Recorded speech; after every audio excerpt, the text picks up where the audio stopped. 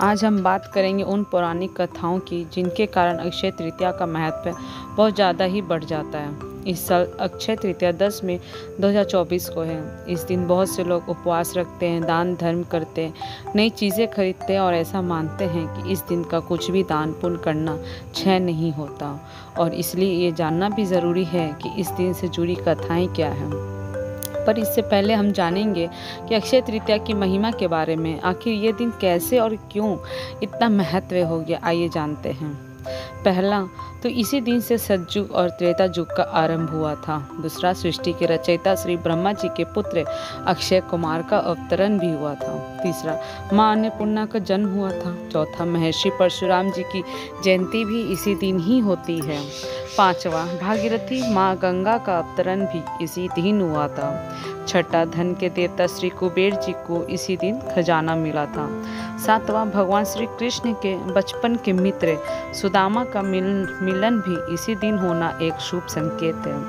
आठवां, महाभारत काल में जब दुर्योधन ने द्रौपदी का चीरहरण किया था तो उस दिन अक्षय तृतीया थी और भगवान श्री कृष्ण ने द्रौपदी की पुकार सुनकर उनकी रक्षा की थी।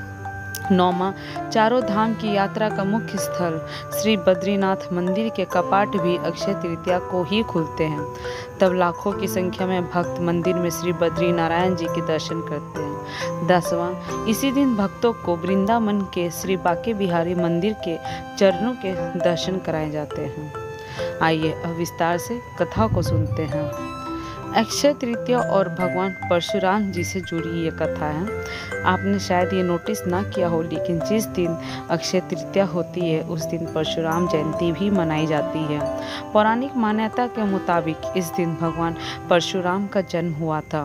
हिंदू मान्यता के हिसाब से भगवान परशुराम भगवान विष्णु के 6वें अवतार थे और भगवान परशुराम ने ही धरती को समुद्र से बचाया था, इसलिए इस दिन का महत्व माना जाता है। दूसरी कथा अक्षय तृतीया को महाभारत से जोड़कर भी देखा जाता है। दरअसल ऐसा माना जाता है कि ऋषि वेद व्यास के कहने पर भगवान श्री गणेश ने महाभारत की कथा लिखनी शुरू की थी। इतना ही नहीं, इस ग्रंथ की कथा भी कहती है कि भगवान श्री कृष्ण ने पांडवों को एक अक्षय पात्र दिया था जो कभी खाली नहीं होता था।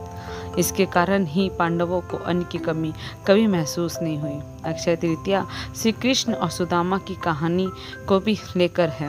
अक्षय तृतीया से जुड़ी एक पौराणिक कथा कृष्ण और सुदामा से जुड़ी हुई भी है।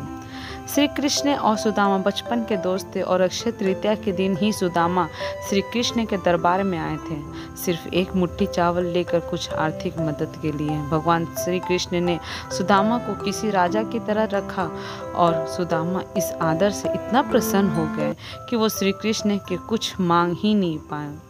पर जब वो वापस पहुंचे तो पाया कि उनकी छोटी सी झोपड़ी एक महल में बदल गई है। उन्होंने भगवान श्री कृष्ण से मांगे बिना ही बहुत कुछ पा लिया था। चौथी कथा माँ अन्नपूर्णा से जुड़ी हुई है। ऐसा माना जाता है कि अक्षय तृतीया के दिन ही माँ अन्नपूर्णा का भी जन्म हुआ था।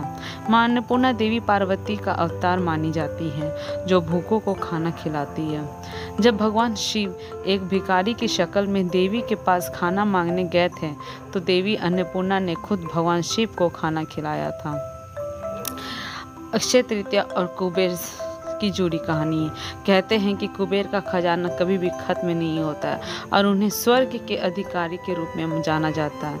ऐसा माना जाता है कि शिवपुरी के मंदिर में भगवान शिव की आराधना के बाद कुबेर को इसी दिन अपनी सारी संपत्ति मिली थी। इस दिन ही देवी लक्ष्मी को भी संपत्ति की देवी बनाया गया था और कुबेर और लक्ष्मी को संपत्ति का रखवाला बनाया गया था। इसलिए इस दिन को संपत्ति से जोड़कर भी देखा जाता है। अक्षय तृतीया और माँ गंगा से जुड़ी हुई कहानी। ऐसा माना जाता है कि इस दिन देवी गंगा स्वर्ग से धरती पर आई थी और धरती पर उन्होंने मनुष्य के पापों से मुक्त करने का बीड़ा उठाया था। तो ये थी अक्षय तृतीया से जुड़ी सभी पौराणिक कथाएं जो इस दिन की मान्यता को और भी ज़्यादा बढ़ाती है। तो कैसी लगी ये आपको जानकारी प्लीज़ कमेंट करके हमें ज़रूर बताएं। Thank you.